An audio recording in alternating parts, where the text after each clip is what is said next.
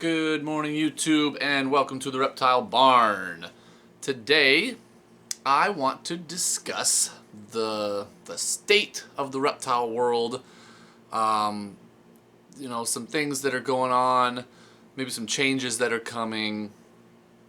More kind of in general instead of just the Reptile Barn.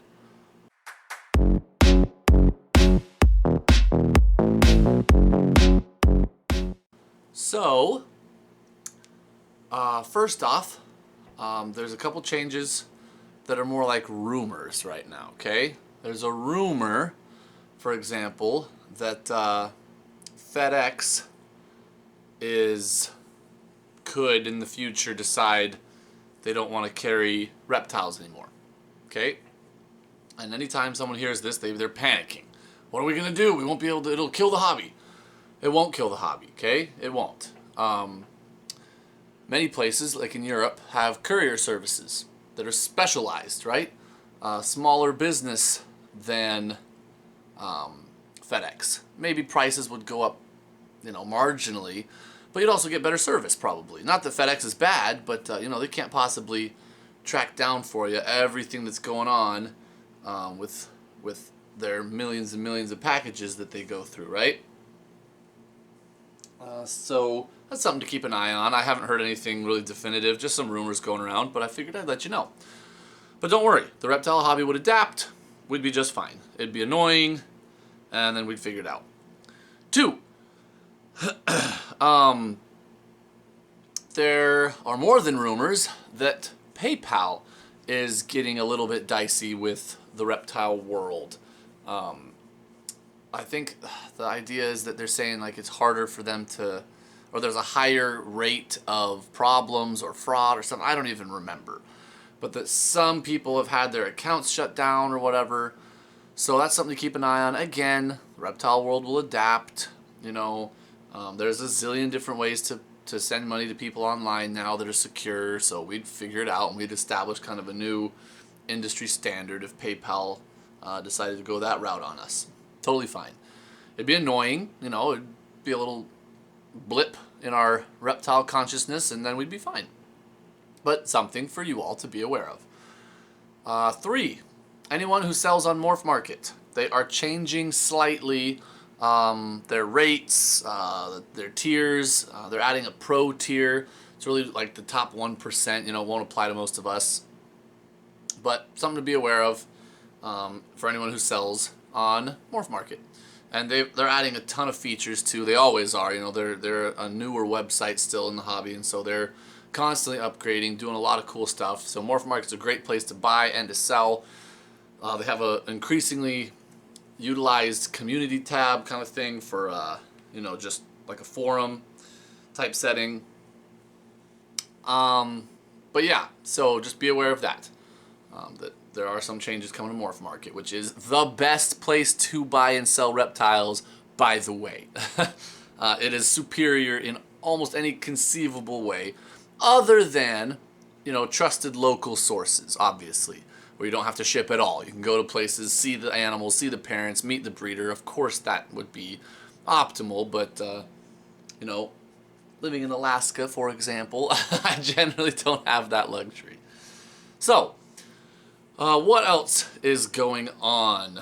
As many of you know, there are always legal threats coming in. Different states will put through proposed bans on, traveling shows with your animals, or restrictions on shipping in or out of the state or even within the state. Species-specific bans, all sorts of stuff. So the USARK website is the place to be if you want to stay up to date on that. They are the lobbyist group that heads the fight for reptile keepers' rights in the United States. I'm not sure for international other countries outside of the U.S. what, if any, lobbyist groups there are. But I do know there are some legal threats happening in other places as well, so stay on top of it. It's very important to use your voice because it can make a huge difference. When they propose some bill that's not really scientifically based, if no one complains about it, sometimes it just goes through. If thousands and tens of thousands of people and a powerful lobbyist group with lawyers comes at them with letters and phone calls and emails and shows up at town halls and all this stuff, it can make a huge difference. So please be aware of that. You know, lots of my viewers are here in Alaska. I don't know of anything right now in Alaska, any problems of that sort, but I know that recently there's been kind of just a spat of spada. I don't even know which word I'm trying to go for here. There has been a plethora of proposed bills recently in quite a few different states, so keep an eye out. As far as the industry and its growth, for any of you new viewers, for a lot of you, this isn't anything concerning because you've seen the ups and downs a lot already. But for any newer people to the hobby, the reptile world in general, you're kind of discovering, you know, who are the big influencers, the big YouTubers, the big breeders, you know, what kind of things. If you're into monitors, who's the big names in monitors? If you're into ball pythons, if you're into bearded dragons, real rare, you know, like imports and stuff, who to look into, that kind of thing. If that is you, if you're still kind of new but you're real excited and you're getting into it, you're gonna hear a lot of people saying that the hobby is dying, that the hobby is in danger, that it's not financially viable anymore, and it's crashing. Right? The market is crashing. I've talked about this at length on my channel. I don't want to belabor this point too much. The long story short is, it's completely false, entirely false. A few major breeders and names in the reptile world are starting to clap back against this a little bit. You're seeing, you know, Ozzy Boyds is back on YouTube finally, and he's putting out spectacular content on the business side of things. Always Evolving Pythons has, I think, a Patreon now specifically for the business side of things, you know, the money side, legal side, all that kind of stuff, and just talking about how spectacular the growth is in the ball python hobby in specific, but the reptile world at large. Justin Kabilka has been addressing it more. Some of the major YouTubers who are also massive reptile people, you know, Snake Discovery, Brian Barczyk. There's a lot. There's a lot. Clint's Reptiles. These people are growing spectacularly, reaching an ever-increasing number of people. There's no indicators whatsoever that the ball python industry in specific or the general reptile industry is shrinking, okay? You can just disregard that. Think of it this way. If you estimate that 1 out of 2 people in the world, so 50% of humans, really loves nature, okay? We're talking, what, 3.5 billion nature lovers out there, okay? The other half doesn't necessarily hate nature, but about half of people really like nature. They like going outside, or they like having pets, or they like being around animals, or they'd be interested in going to an aquarium or a zoo. They really like nature, right? Any of those people, virtually any of them, could conceivably in the future become part of the reptile industry. The trick is reaching them, right? So there's this virtually inexhaustible source of newcomers to the hobby, right? And they bring fresh passion, fresh ideas, fresh perspectives, fresh money, fresh everything, right? Hopes and dreams. Many of them, you know, every time you go up a tier, I call it, obviously the number shrinks, right? But when you're starting with your bottom tier being 3.5 billion people, even with some shrinking at each tier, you still have a ton of growth in these specific hobbies, right? I mean, you could become a specialist in the blood gene in boa constrictors if you wanted to, and you could have a successful career doing that. You could say, I love desert ghost ball pythons, which I do. I want to just focus in. There's people doing this right now. Their whole hobby or business is exploring what you can do with desert ghost ball pythons, right? The opportunities are endless because the incoming growth to the hobby is endless, right?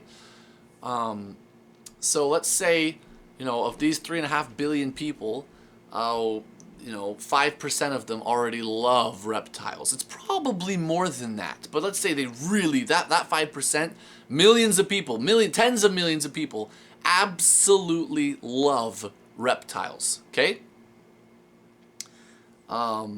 They want them. They have pet reptiles. They're interested in them. They learn about them. They have discovered, their favorite YouTuber or Instagram account or whatever. Most likely, that person at some point in their life is going to buy a reptile, right? It's probably going to be one of the top 10 most popular pet reptiles. A ball python, a corn snake, a boa, hognose, bearded dragon, leopard gecko, crested gecko. There's a few that are the most common for these newcomers to the hobby, with good reason, by the way. But it may not be. It may not be. My first lizard ever was a blue tree monitor. When I was a relative newcomer to the hobby, right? That's what I wanted, so that's what I got.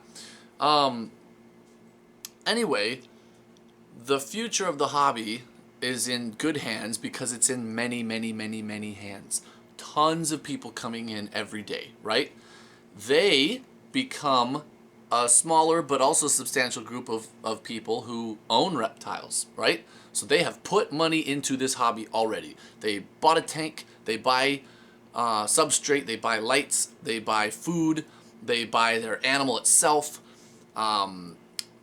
Often during the lifetime of their pet, they've taken to the vet. Money is coming into the industry at some form from this person, right? Already. This is superb for them, for us, for everyone, that this person is here, right? And the industry is thriving. Just subscribing to a YouTube account, helping grow the hobby that way, through education, through outreach, promoting the hobby in general is super important, and reptile people historically haven't been very good at it. You get someone like Brian Barczyk, who's energetic, huge amount of knowledge, pretty good at sharing that knowledge, willing to adapt over time when he got criticized for a bunch of stuff, and he's poured money and time into adapting how he keeps animals, blah, blah, blah, blah, blah. That kind of personality, though, is rare, who can kind of easily grow his channel because he is good at promoting, right? We need more of that, and now people are getting there. We really are. The hobby is evolving. It is maturing to more efficiently bring more people into that kind of lowest tier of reptile keeping, right? But we also are moving up, right? You get to the point where someone's a hobbyist keeping 30 reptiles. The amount of money that they're bringing into the hobby is substantial. They might have bred a few of theirs and sold them to locals or friends. They're entering that next tier, right? And the interest is there. Could I do this? Could I do this as a business? Could I make this work? Almost everyone who gets to that level, that they're starting to really get their hands into the hobby, they're understanding it better, they know what to look for. The thought enters their head, could I do this as a career, or do I have to still be an accountant? Do I have to still be a mechanic or whatever? And maybe they love their job and they've never considered leaving it, but could I turn this into a legitimate side business? That thought is pervasive, and a lot of people think to themselves, well, I can at least try, and then they spend a lot of effort, energy, and money, and they enter another tier. They buy real expensive animals very often, and I don't mean they jumped straight to a $40,000 adult rare tortoise or something. I just mean they're buying morphs, or they're buying rarer species, species that might take a lot more space and time to give them proper husbandry. And they're moving up, and they're thinking, I would like to try and make some money at this. I would like to try and produce some of my dream animals. I might like to try having some spectacular setups, really, just gorgeous terrariums or vivariums, whatever the case may be. They're moving up, and they are supporting all of the tiers above them. Every time you move up, you're supporting the people above you. There's not that many people buying $10,000 plus animals. but there's enough of them that there's entire business people who that's the only type of animal they sell, are extremely expensive, rare morphs or species, right? And they can only exist and continue selling those animals because there's this constant flow up these tiers of newcomers at the base, and then hobbyists, small breeders, major breeders, you know what I mean? And there's all these secondary industries that pop up around it. People who produce feeders, people who produce caging, people who produce high quality lights, substrates, whatever the case may be, veterinarians. These people also only can do their job and have it be their full career or successful side hustle because there are people surrounding them in these other tiers, these other facets of the industry.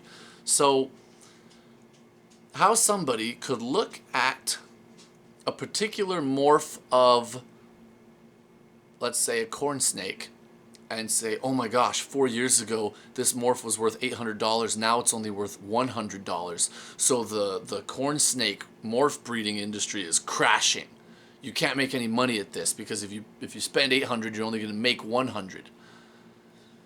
Ooh, this is just, it's ignorant, right? Or worse than that, because ignorance, you just teach them. There's nothing wrong with ignorance as long as they're willing to learn. You can just teach them to show them the truth. The problem is sometimes they're pretending to be ignorant, but really they're jealous and they're angry or they're lazy or whatever. They aren't willing to put in the time and effort and work and money to do something successfully. So they're bitter about people who did do so successfully. And they want to complain. They want to tear down the industry a little bit, or at least make it seem like it's not a successful venture, right? Because it wasn't successful for them. And that doesn't mean that every failure in every business is due to laziness or cutting corners or anything like that. There's very good people who are very hardworking who have failed at stuff. Obviously, we all have. But I do know there's a lot of people who that is their attitude. They would rather blame the industry and say there's something wrong with the industry itself than blame themselves for their mistakes or for their impatience. They expected to make $5,000 in their first month of breeding. They didn't. No one does. So now they're mad. And they're like, well, I just spent all this money. I deserve to earn this much money. Well, that's not how it works in business, in a capitalist society, right? You don't deserve it necessarily. You got to go and earn it. And that's hard. And, you know, I speak from experience. I have 4 little kids. We work our tails off. My wife works all these jobs out of the house. Extremely hard.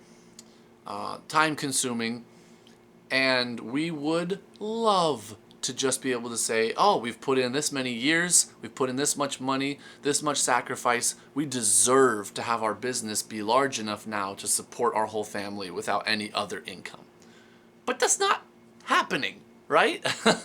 We have to keep growing, and we are growing, and it's been spectacular. And when we reach that point where we can all quit our other jobs completely and just do this full time, how incredibly satisfying is that going to be? No one handed it to us. No one gave us success for nothing. We went out and took it. And it's going to be so much more sweet, and we'll be proud of ourselves, right? Because, and I have no doubt that this will happen. We're going to be successful. We are successful already. We're going to be more successful. And part of that is helping bring other people into the hobby, or helping people in a tier that they don't want to be at. They'd rather be in a higher tier. And I call it that. This isn't anything official, guys. It's just what I'm, you know, the vocabulary I'm using. But someone in a lower tier who wants to become a higher tier, we should help them.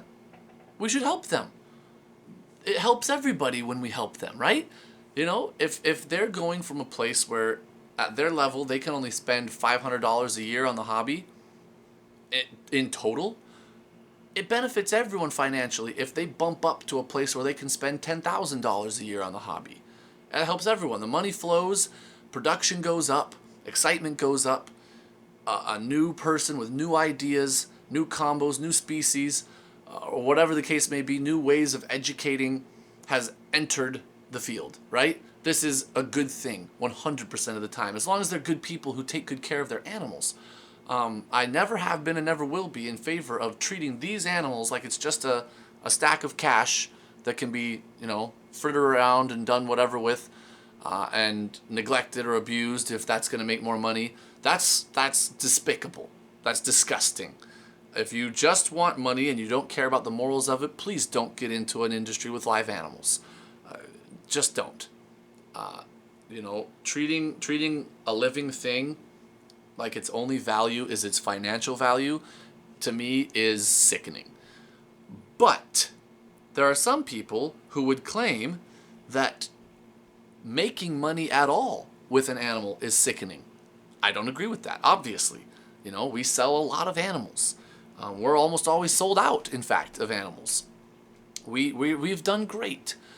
We've helped hundreds of people enter this hobby by buying their first snake, right? We've helped dozens of people achieve their dream of having a Philippine sailfin dragon that's going to grow up and have these incredible dinosaur sails, purple colored lizard, exquisite, captive bred. So if you work with them, they're nice. They'll eat from your hand. You can hold them, but they look like a prehistoric beast. And we've helped dozens of people who've been looking, some of them for years, for one of these. And now they have one from the Reptile Barn. And we have other species that we're adding. We're working on the Dominican red mountain boas. We're working on Superdorf retics. We're growing. And anyway, I don't want to make this a 45-minute video. I just wanted to encourage everybody that yes, there are some challenges in the hobby. There's some challenges that might be new that are coming to the hobby. We will crush them. We will overcome them. There's already greater minds than mine by far that are considering these problems. They're building solutions preemptively, and when these problems come about, we will move past them with barely a blip. I fully believe that, right? So, my last note, every time I talk about, how the hobby's doing, I always like to end, or at least somewhere in that, whatever you want to call this stream of consciousness blurb I'm going off here, is this idea that if you are trying to enter the hobby or move up a tier, get the animals you love the most, okay? That you can afford, obviously. Maybe you love the most Komodo dragon, but you can't afford to start an accredited zoo and keep a 300-pound lizard. But within your budget and your constraints, get the animals that you love the most. The starter animal concept to me is so flawed.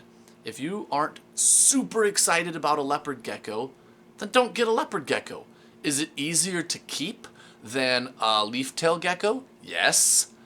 Does that mean you should start with a leopard gecko and then get a leaf? No. I don't believe so at all.